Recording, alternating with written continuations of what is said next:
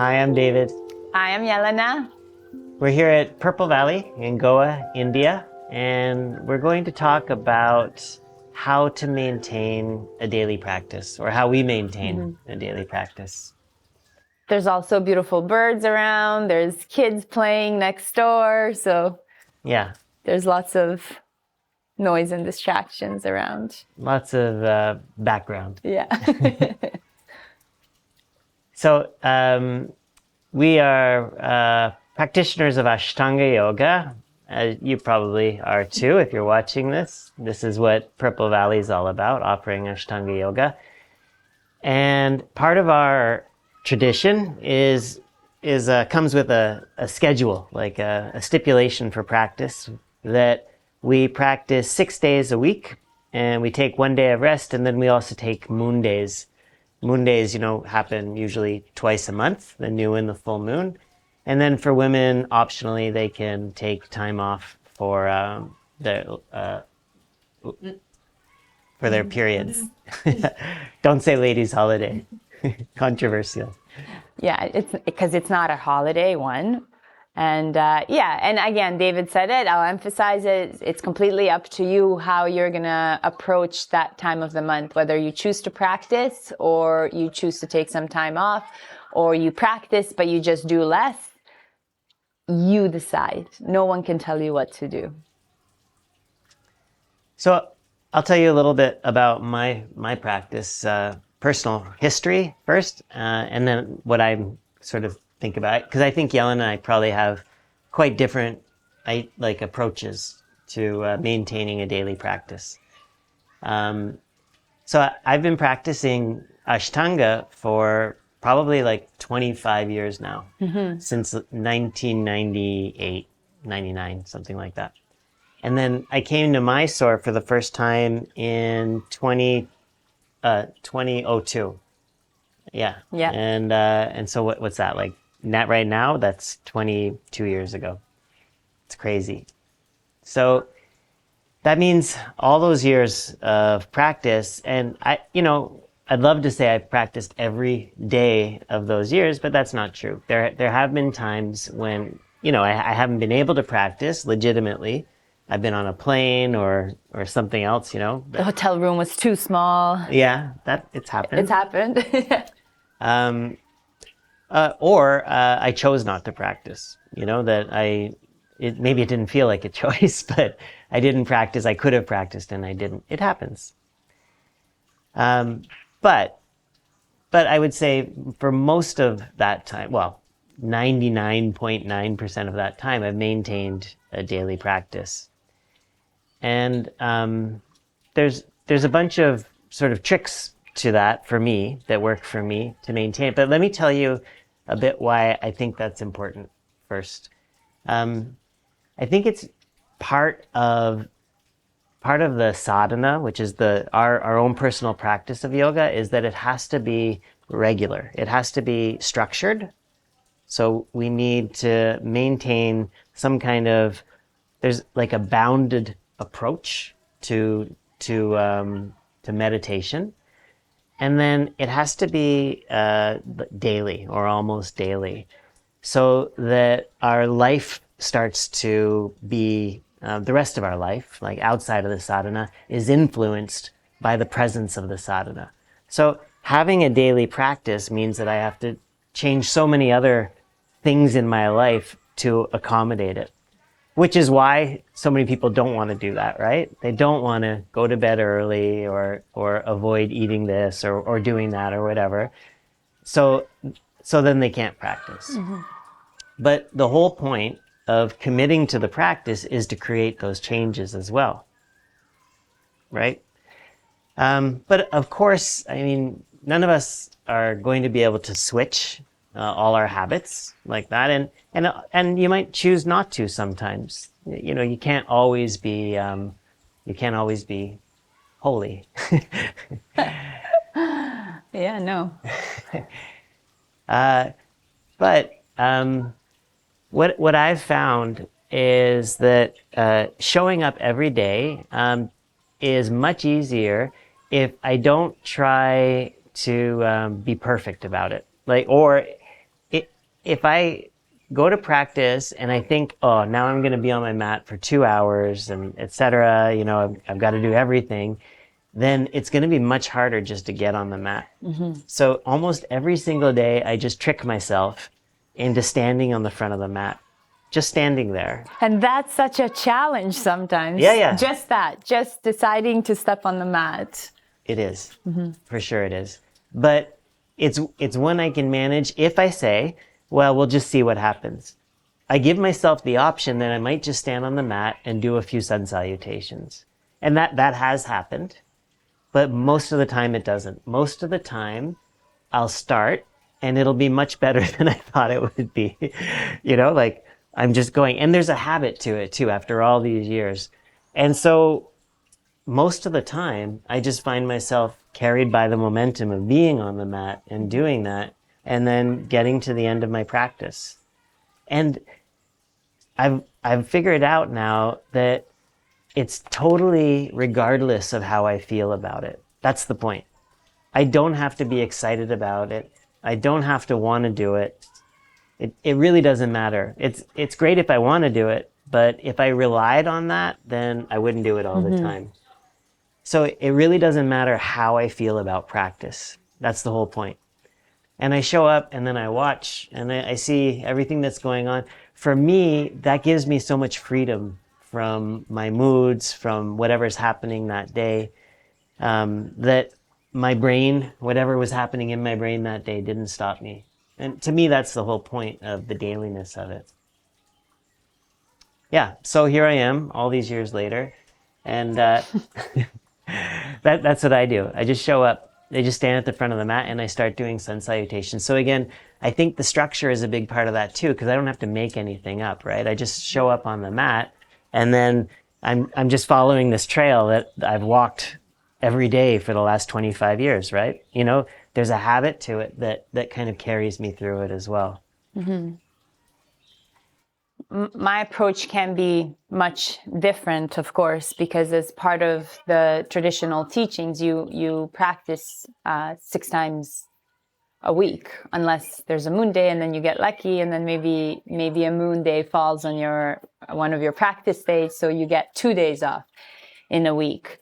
But the point of the practice is really like a daily check-in with yourself.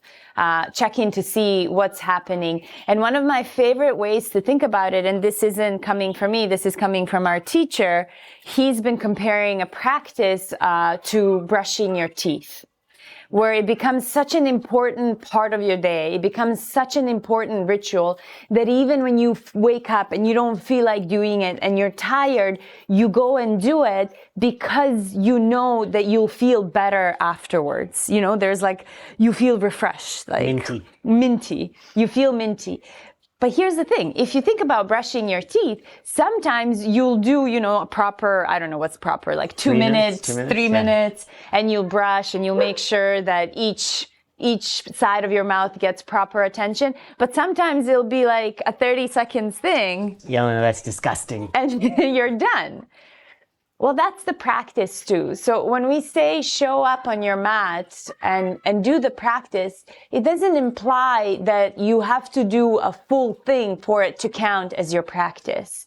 Just step on your mat, and as David said, tell yourself, let's just do sun salutations. And then you'll do sun salutations. And then you'll see how you feel. And often, not always, but often there's this momentum that starts to build in, that you perhaps begin to quiet your mind and you're able to carry on. And then it's another pose and another pose. And, you end up getting towards the end. But it is true, and I want to emphasize that practicing isn't always easy. I don't want to glorify it and say that every day I wake up, I look forward to my practice. That's not true. It's not. It's too hard. It's too hard. And even though I know that in one way or another, I'll feel better after I practice. And by that, I mean, I'll find some sense of ease or calm or just even a little bit of that quiet. It doesn't seem sometimes enough to get me on my mat. And so those days you'll come up with a reason why you shouldn't practice. It'll happen, and watch how you feel the next day. sometimes you'll then encounter regret, and then you can get yourself stuck in that regret, in that trance, in that loop, or you can see that that regret is your calling or your longing to be on the mat. And so maybe you can use that energy and bring yourself back on the mat and say, okay, let's start again. And really, like every meditation practice is about starting again, over and over again. Even when we do a seated practice, you're focused on your breath for, I don't know, maybe 5 breaths, 6 breaths, and then the mind starts to do what it does, the body starts to itch, and then you have to keep bringing your attention back to your breath again and again. And I feel like that's a long practice. That's like a sustainable practice that develops over the years, is this willingness to come back, willingness to be a beginner again. And when things get difficult, the number one advice I would have is find a shala or find a teacher and make time to visit them, to spend time in their presence, because nothing will give you energy and nothing will lift you up, even if it's for 3 days or 7 days, than spending your time in that kind of environment. And this is also part of the sort of tradition. David and I do our best to go back to Mysore on a yearly basis and be in the presence of our teacher and with all the other students, all the other practitioners, because it's this incredible energy of all of us coming together that gives you so much boost and so much lift. And then you can use that and carry it as you go home, and then you do your own practice, especially if you have to practice on your own and you don't have access to a daily Mysore program. Mm. Another tip that one of my Buddhist teachers advised is that as soon as you're done with one retreat, you literally book your next retreat. And even if it's a year or year and a half in advance, but you have something that will keep you motivated and something to help you stay committed to your practice. And so you know that this is coming up. And so it will keep bringing you back to your mat. But sometimes the practice is doing just sun salutation and last bit of the closing. Sometimes it's stepping on your mat and then crying for half an hour. And sometimes it's doing your full practice, whatever that is. But they're all practices and they're equally important and valuable and transformative. And don't ever get caught up in diminishing the time on the mat. Like if you're not doing the full practice, don't think that you're a bad Ashtangi. There's no such thing. Yeah, there's no such thing as being bad Ashtangi or bad practitioner because, you know, you didn't stay on your mat for an hour and 15 minutes or whatever, you know? I think the fact that you step on your mat, you should acknowledge that and kind of almost do a little gratitude practice for yourself, for your body, that you did that. Yeah. I think it goes both ways. You can't let yourself off too easy either. Mm-hmm. It does require discipline, mm-hmm. and it doesn't work unless you do it, you know? So you do have to show up to feel whatever there is to be felt, you know? But this is, I guess, what David was saying. We come from like a little bit of a different background. And so for me, as a classically trained dancer, the dedication and pushing and, you know, performing came quite easy. And so it took a long time to reprogram. It's still taking time to reprogram and kind of tell myself, like, just chill out. Like, it's okay. You don't always have to push, and to cultivate that softer side of me. Mm. And for someone else, it might be the complete opposite, is that they need to push a little bit more because they're more on the softer side. So it's interesting to figure out where you are and what is it that you need to focus on. Yeah, to get on the mat. Yeah. But for all of it, you have to step on the mat. Yeah, that's what I'm saying. You got to do the work still. You have to step on the mat for it to work, mm-hmm. for it to happen. Yeah. It's funny. I think it's really about balancing your energy in the long run. So too much discipline can be unhealthy, you know? Rigid. Yeah, you can repress. And then no discipline can be unhealthy, you know? Mm-hmm. No structure. Mm-hmm. And so, yeah, I agree. Finding where you are on that spectrum, figuring out how you balance your energy, and then I guess that's, how do you know if your energy is balanced? Well, yeah, look around. Yeah. Yeah, ask your friends, ask your pets. Ask your pets. And then there's other little things like, maybe if you can have like a dedicated space where you practice, maybe you have like a candle or photos of people that inspire you. Maybe it's a space where your pets, for me, when my dogs are next to me on my mat, everything's easier because I'm kind of giggling with them. I'm moving through it and it works for me. I also like to put on nice practice clothes. And I know it sounds superficial, but kind of putting yourself together and preparing yourself for that sacred time on the mat, that's part of my ritual, as opposed to just showing up in the whatever. But that might work for you. So again, you're coming back to these ideas of like figuring out what is it that works for you and how do you keep up that ritual of brushing your teeth. Yeah. And this will be my final part, is that this is what I always tell students of mine that really want to seriously commit to doing a practice, is that they need to schedule it. So you say to yourself, okay, I'm gonna practice every morning. Well, then don't make any other appointments in the morning during those times. So after a while you get used to that. Okay, I know I'm always practicing until 10 a.m. So every time someone says, when can we meet? It's going to be after 10 a.m. because you've got that time clear, and so you kind of schedule it into your life. Yeah, you're really good about that. Yeah, it's a luxury too, right? Yeah. But I'm a yoga teacher. I mean, I built my whole life around that. Yeah. Yeah. You're quite good about that discipline. I'm more Yeah, when it happens. go with the flow.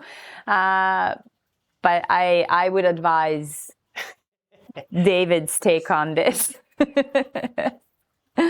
Yeah. Anyway, I hope this helps. I hope it helps you get onto the mat, and I hope we can see you soon.